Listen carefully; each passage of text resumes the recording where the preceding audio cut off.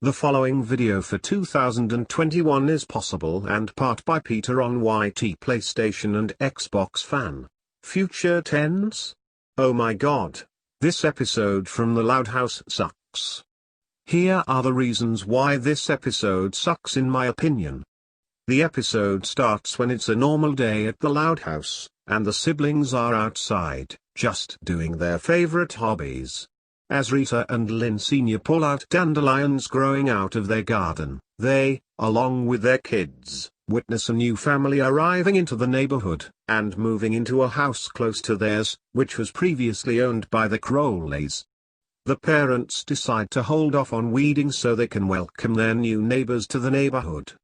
Later, the parents arrive at the house of their new neighbors, and the neighbors introduce themselves as Bumper and Jancy Yates. The Yates let their loud parents into their house, where the Yates children introduce themselves one by one, consisting of tech-savvy Beatrix, mathematician Bumper Jr., musically enriched Belle, and Korean-speaking Bo. As they introduce themselves, Rita and Lynn Sr. are amazed at how sophisticated the Yates children are, and the Yates parents explain that they like to make their children well-rounded so they can use their full potential, and state that if they don't use up all of their potential, they're failing. When Rita and Lynn Sr. leave, they immediately declare that they're failing their own children. Sometime later, all the siblings are in the van, driving in parts of town that they've never seen before. One by one, each of the siblings are dropped off at a specific location by their parents as a means of making them more well-rounded. Lynn is dropped off at a learning center to become more academic. Lisa is dropped off at an art studio to take a ceramics class in order to embrace the arts. Lori, Leanie, and Luna are dropped off at the community college. Lori and Leanie to take SAT prep classes and Luna to brush up on her English. Luan is dropped off at City Hall to intern for the mayor to show that life isn't about laughs. Lucy is dropped off at a basketball court to play basketball so she can learn to cooperate with other people. Lola is dropped off at a soup kitchen to do volunteer work, and Lana is dropped off at a finishing school to learn about valuable social graces. With all of the sisters, minus Lily, dropped off, Lincoln fears on where he's going. The parents tell him that he's going home to read comics. Just when Lincoln begins to feel relieved that he doesn't get to go anywhere, the parents reveal that they actually want him to read educational comics that deal with real-world things, such as lawmaking and temperatures. Later at night, the parents are happy at the fact that they're making their kids more well-rounded. The next day, as the reluctant siblings prepare another day of their well-rounded activities, the parents tell them that it's Saturday, and that they should go have fun, much to their happiness. As the siblings go on with their usual activities, Rita and Lynn Sr. notice the Yates family about to do volunteer work by planting trees. Out of fear, the loud parents decide to make their kids do volunteer work as well by cleaning up on the interstate.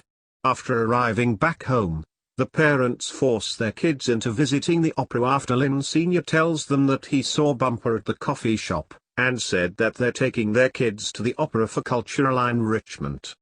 Once again, after arriving back home, the parents force their kids into registering people to vote when Rita bumped into Jancy, and said that they're raising money for school so it can keep them civic-minded, which is not met with lukewarm response, as they get their faces slammed on every house they visit.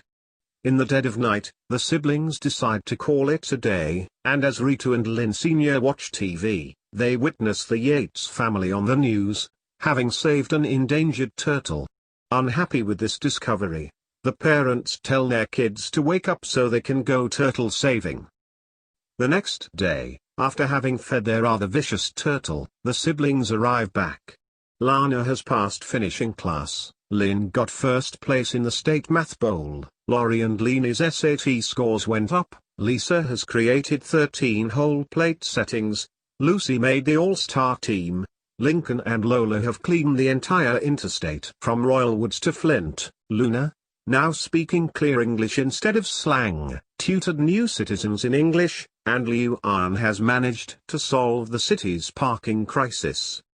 Happy with their progress, Ritu and Lynn Sr. decide to take their kids out for ice cream, but they deny, saying that it'll make them sluggish. When the parents ask if they want to go to the movies instead, they also deny that, asking how movies will make them move on in life. Realizing what they've turned their kids into, the parents tell them to come outside. Outside, Ritu and Lynn Sr. apologize to their kids for trying to make them more well-rounded, and encourage them to be themselves, saying that they can deal with their futures later on in their lives. As the siblings proceed to have fun, the Yates arrive, and ask the Loud parents what they're doing. The Loud parents state that they're just having fun. The Yates parents, not understanding what fun means, learn that from time to time, there has to be a moment where kids need to wind down. When the Yates parents allow their kids to have fun with the Loud kids, for only 7 minutes, they decide to watch TV with the Loud parents so they can let their children play contently as the episode ends. And that's how the episode goes. If you haven't seen it, don't watch it. It's a waste of time. I don't know who likes or hates this episode. So I'm gonna leave it be. So screw future tense. And screw Kings of the Con. Missed connection is 6,464,747 times better than future tense. End of rant.